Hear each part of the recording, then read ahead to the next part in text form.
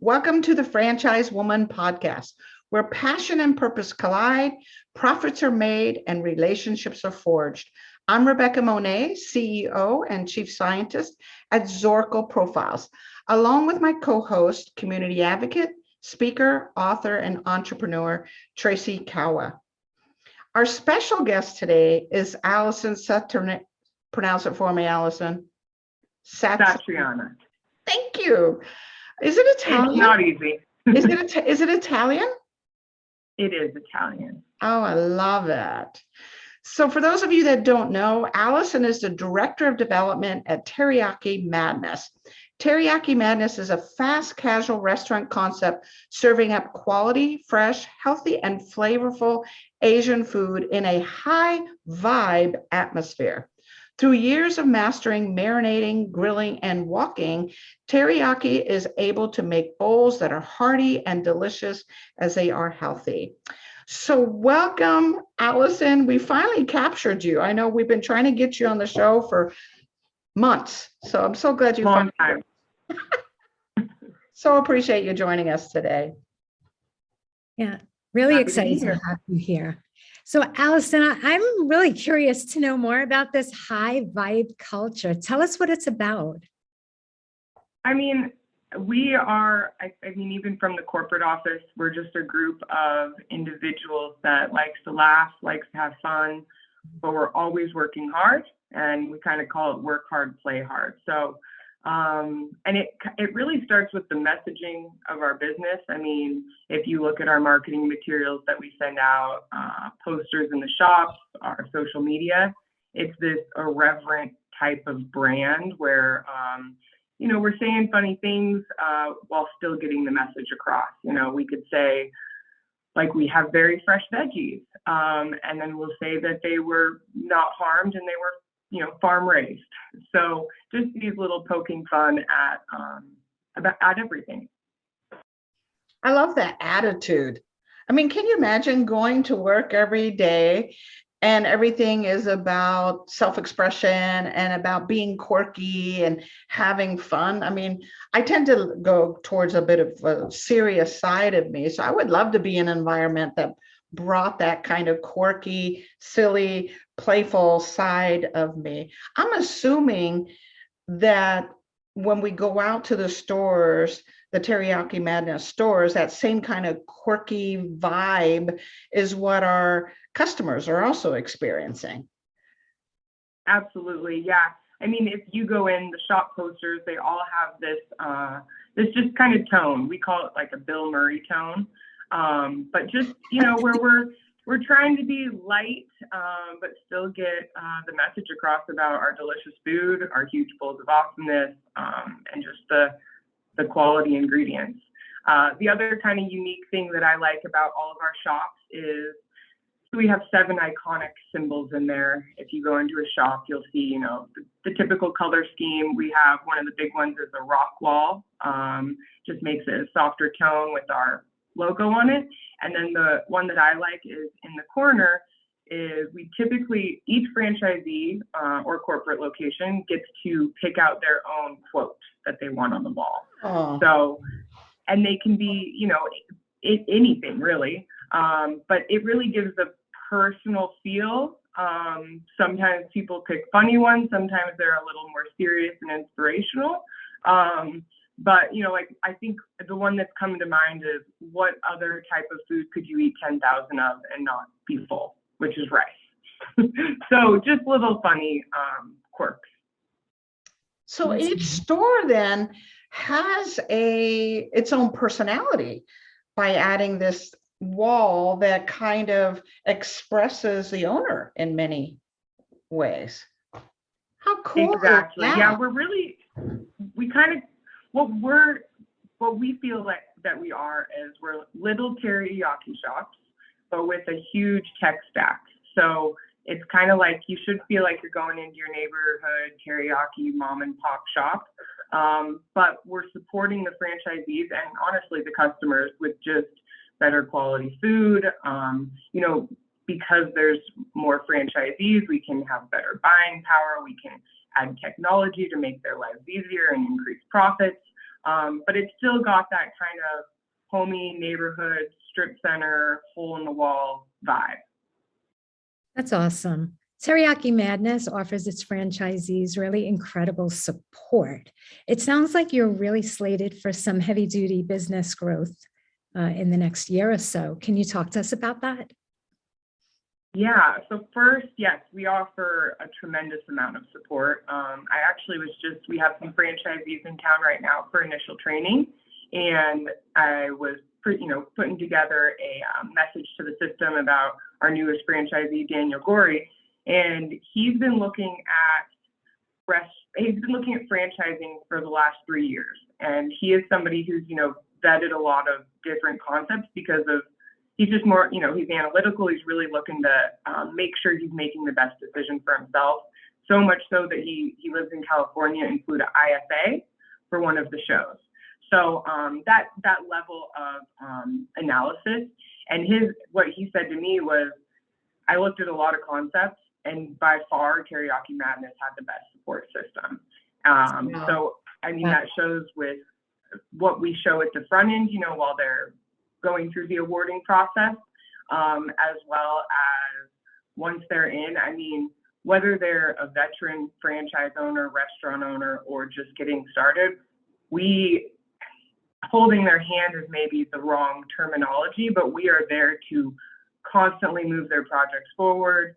Once the project is done and their shop's open, I mean, we can come back for additional visits. We're visiting their shops after that every year, a couple times a year. Always in contact with them, trying each month to figure out their P&Ls and how they can, what potentials are there for additional profit. So, I mean, our support it's really amazing. We have just to kind of show you guys how much support that is we have 109 open locations, and we have 65-ish employees at the corporate office. So we are very supportive of our franchisees. Yeah. And then you asked about, go ahead, Rebecca. No. That's a huge ratio, Allison. It's like a 2-to-1 ratio. That's like going to a preschool, and you know what I mean, where you got the 2-to-1 ratio. You want to make sure you grow up and become, viable citizens and successful business owners. And wow. Yeah. And the other part of that question was that you're slated for tremendous growth in the next year or so, correct? Yes, we are. So let's see, it's February 2022. By the end of next year, our goal is to have 200 shops open. We're at 109, like I just said, right now. So what is that, 90%, 85, a large amount of growth. A lot. But great. It's very attainable. We are definitely going to hit right around that number because we've seen crazy growth. I mean, we hit 100 last year. Everybody kind of knows that's the sweet spot in franchising that you want to get to, where you really take it to the next level. But I think different types of people are now sitting up and wanting to join, whether it's because it fits their culture, they're looking to diversify, they're making sure that their territory stays available before somebody else does. They saw Chipotle go crazy. They don't want to, miss the next hot thing. You mentioned this thing about culture, and there's this vibe, this culture. So backtrack for me. How long have you been with Teriyaki Madness? You've been there a number of years already, correct? Last week, I celebrated my 6th year. That's incredible. And was it the culture? What was it that attracted you that said, I want to be part of this crazy brand? I want to help grow this brand. What was it that triggered you to say, this is going to be home for me. This is where I want to be? Okay, yeah, great question. So when I started 6 years ago, almost to the day, I started as like a part office manager, part consumer marketing support. I did not do the greatest at that, and they will tell you that it wasn't awesome. But I had I had a love because of the last industry I was in the last position I was in, which was sales and marketing, more to the B2B side versus B2C, is that we were currently at that time using a marketing agency / development agency to help us grow. So it wasn't an internal team at that time. And I was just super interested in it. I was trying to dig through everything and learn it. And so they kind of, they gave me an opportunity to build almost my own role where I could kind of be the liaison between the development agency, who is still going to be running all of our new franchise growth, but also, you know, kind of having that still internal person that can connect them to the operation side and making sure that what we're saying to our franchisees, what support we're giving to them match what was happening on the education side.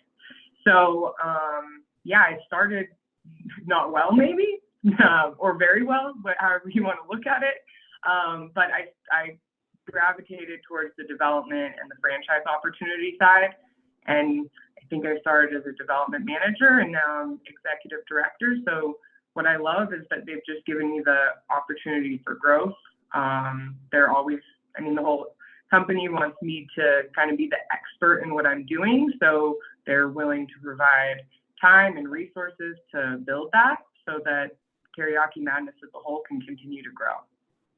I think it's so important to speak to what you just touched on, because a lot of times when people start in a business, the exact position may not be their exact forte, so to speak, but if they have that drive and that ambition and they're open and willing to learn, then the company realizes, hey, we've got something special here if we can figure out where exactly to place them. And they gave you that opportunity because they saw that drive, that ambition, that motivation that you had, which is also infectious because you're in a leadership position. Mm-hmm. Yeah, I mean, I got to thank Michael Hayes, the CEO, for that. He provided that opportunity to go into that development side. And since then, I mean, that was me kind of almost liaison between the two sides at the time. And now we've got 6 people in the department. So, I mean, we moved it away from the development firm we were using. They did a great job. They got us exactly where they were supposed to get us to. But, you know, once there's a time it comes that it's time to bring it internal.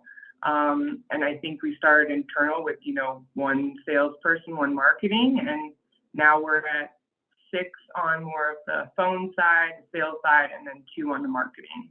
It's great. It's incredible. But it also, again, speaks to this very unique culture at Teriyaki Madness where we see raw talent and they're willing to invest in you, whatever that took to develop you. I mean, you're still quite young. It'll be interesting to watch your career over the next few years.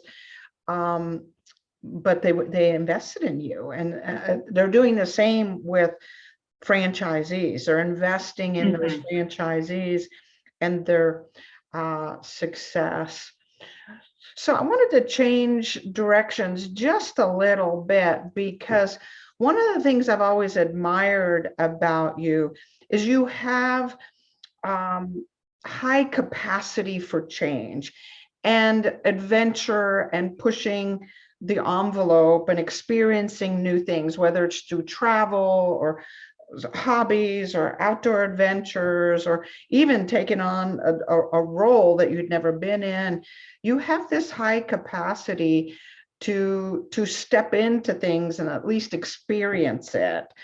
And many of us don't. Trust me, we're adverse to change. We're hesitant to, you know, push the envelope a little bit. So talk to us about that. Do you think that's innate in you? Is it something that you developed over time? Do you even recognize this side of you that is comfortable trying new things and stepping right into it? I don't know if I haven't totally noticed it. I feel like I'm just kind of me. Yeah. Though I do have to say in the last couple of years when I've, and this is more on the personal side versus the, business working side.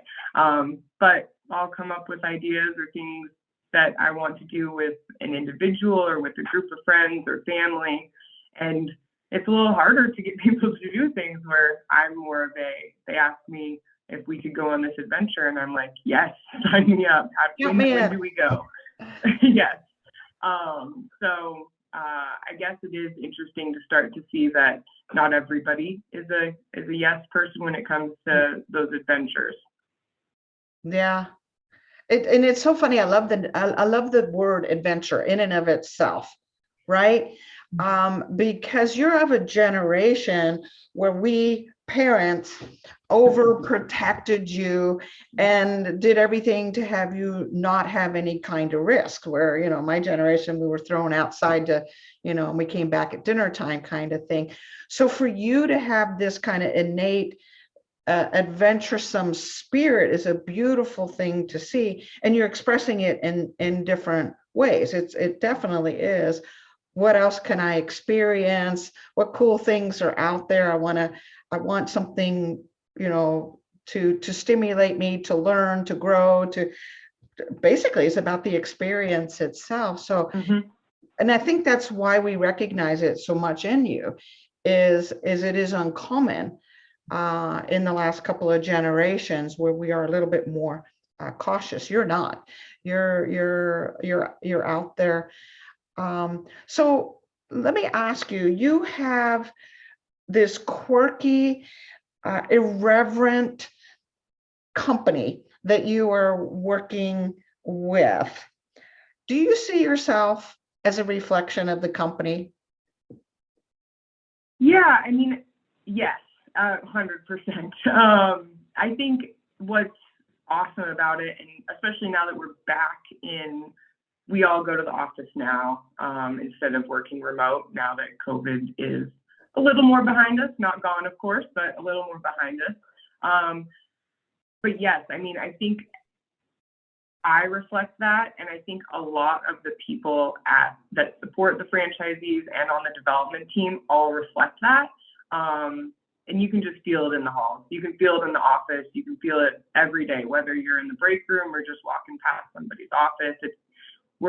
And like I said at the beginning, we work hard, we play hard. We want to laugh a little bit. We want to have fun. We're serious about growth. We're serious about our food and what we serve, but we still have to try and have a good time. Yeah, it's a balance, right? Yeah. We're going to have to go to a Teriyaki Madness. Tracy, do you have any questions? Because I want to experience. I do have one close to me. Oh, so maybe when I'm there in a couple of weeks, we'll have to go check it out. For sure. Where are you located? South Florida. Okay. Yeah. I'll send you guys some free bowl cards. So Yay! Yay!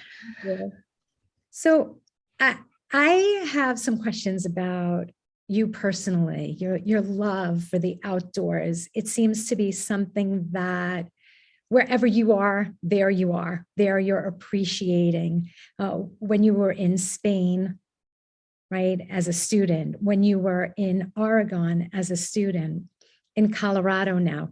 Tell us about some of your favorite outdoor activities and some of the most, I guess, exotic or interesting, beautiful places that you've visited. Yeah, I really like anything outdoors. What I've been loving lately, and I think me and my brother have been talking about this, going halves on a raft. So we and it's not crazy white water, wearing a helmet, running through rapids, but more of a overnight camping or 2-night float where we just get to kind of hang out, be in the sun, absorb, all of the changing landscape as you float down the river, and just kind of hang out and probably drink a couple beers. Interesting. Very interesting. When I think of raft, I'm thinking of like logs tied together with somebody like with sun heat, sunstroke lying on it. I've been out to sea for too long. Right, exactly. Yeah. That's No, but I mean, that kind of vibe, I kind of mentioned this at when we were talking before this all started, and I'm not necessarily like this crazy, gotta hike up the craziest mountain, gotta do all the Colorado 14ers, need to be up as early as I can to see everything. I'm more of a just kind of hang out and absorb and just enjoy the time, whether that's spent by myself or with my boyfriend or with friends and family. So it's such a peaceful place. I'm kind of imagining that wherever, whether it's floating on the raft or, going on a hike or taking a trip. It's not about, the risk or the excitement or any of that. It's being fully present with whomever you are with and whatever environment you're in.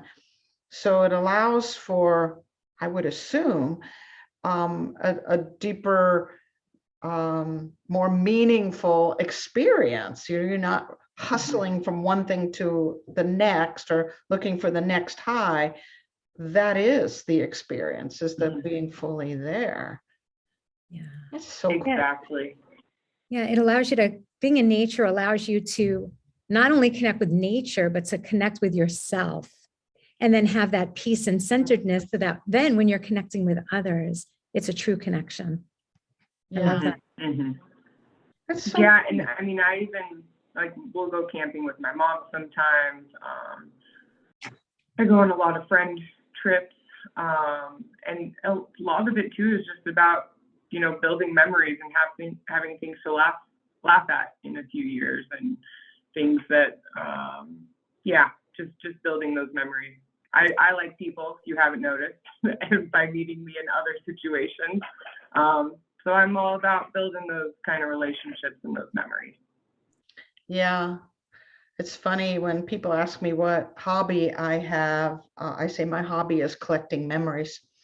And really, in the end, that's it, right? It's so every experience, if you treasure it like you do, becomes a beautiful memory with those that you love and environments that you're enjoying at the time.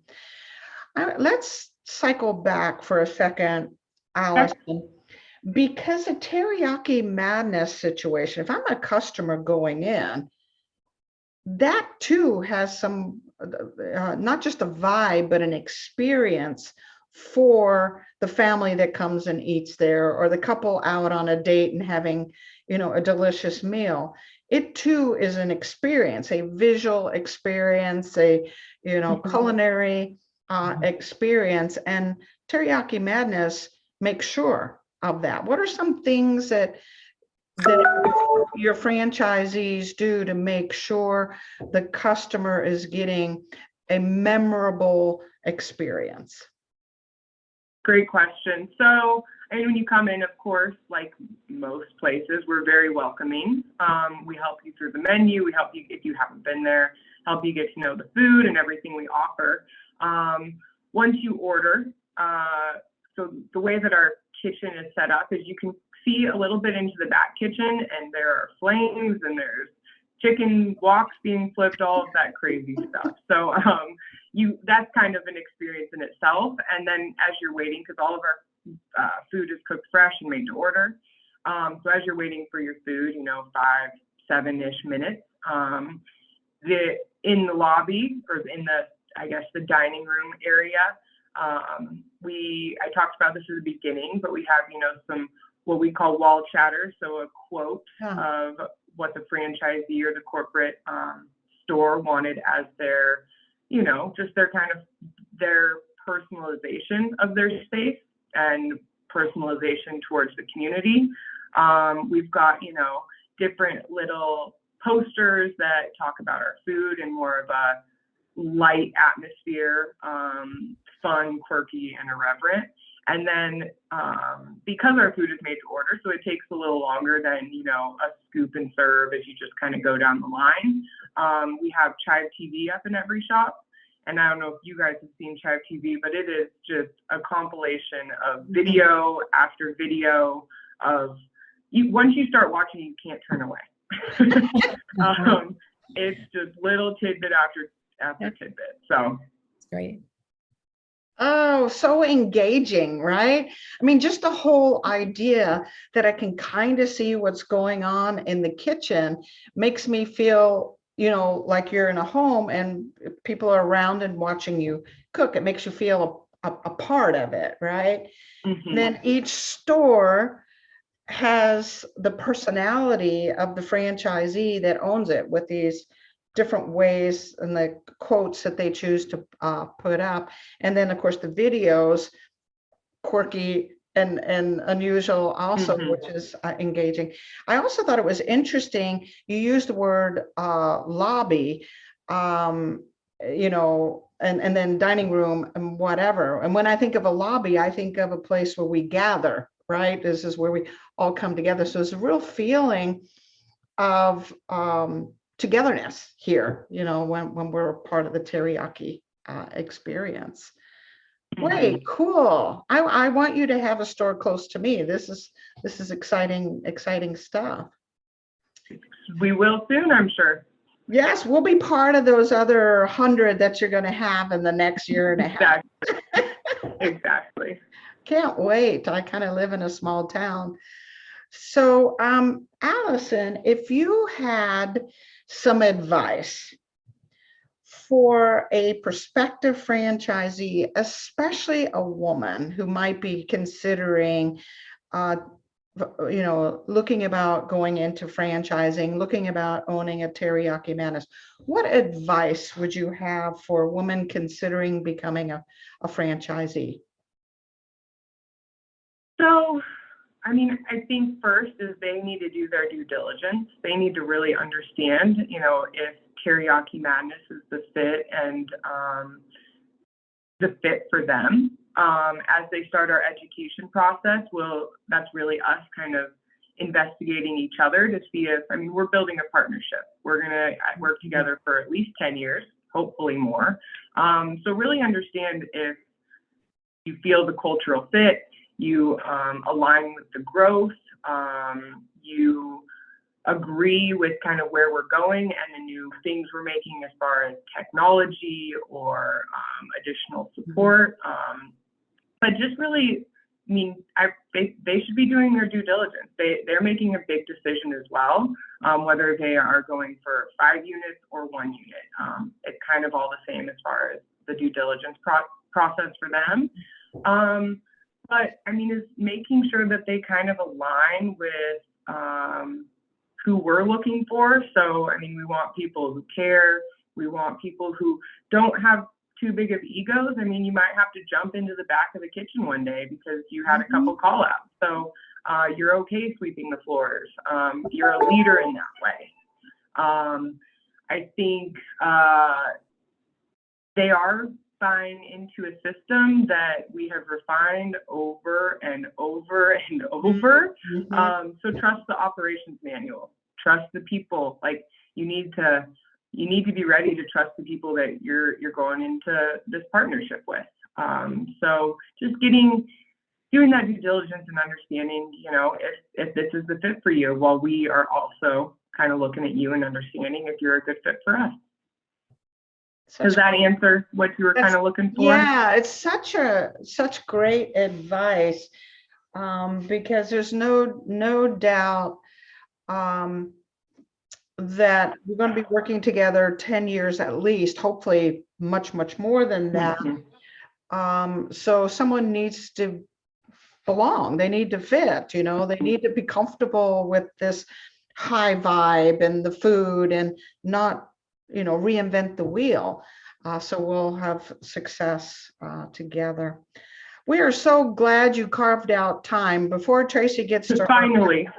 Yeah, finally. Literally, I've been chasing you for 6 months at least, Alison. I know. It's not that you're shy, because I see you in costumes at various conferences. So it's not shyness. It's you're just busy. You're growing a company, right? So before we get to Tracy's last kind of question or wrap up, I want to make sure that we let folks know how they can get hold of you. What's the best way to learn more about Teriyaki Madness, and what's the best way to get hold of you? That's a great question. I mean, our website, we keep that up to date. It's a reflection of our personality and our vibe, as well as the support, the average unit volumes, the investment ranges. So that's the best place to start. But if you want to get in touch with me, the best way is to email, because Rebecca knows it's hard to track me down. So that would be Alison@teriyakimadness.com, and my name's spelled with just one L and an I. Thanks, Allison. Okay, Tracy, you always have such brilliance, so I want to make sure that you have some time to wrap it up or ask any other questions of Allison before we sign off for another week. Thanks, Rebecca. I think for me, my greatest takeaway is something that you said a little earlier, Rebecca, where I think it's that, Allison, your personality and your vibe truly match the vibe of the organization and, truly match the vibe of Teriyaki Madness. And that is so critical for company success, to have the right people in the right places. And it sounds like Teriyaki Madness is a company that invests in its people to find truly where individuals shine. And I just think that's such a great example to set in the world of franchise. So I applaud you. I applaud your team for that. And this was really enlightening. So stay close to nature. And now I feel like going to a park. Me too. I want to go outside. Yeah. Thanks again. Well, thank you guys for having me. It's been great. Wonderful. And for the rest of you that joined us here on the Franchise Woman podcast, where passion and purpose collide, profits are made, and relationships are forged, we thank you for joining us, and we'll see you next week for another session. Bye.